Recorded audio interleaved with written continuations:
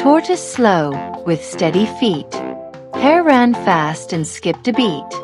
"Let's have a race," the hare did cry. "I'll win with ease, I'm quick as pie." Tortoise smiled, said, "Let's begin." He knew that slow and sure can win.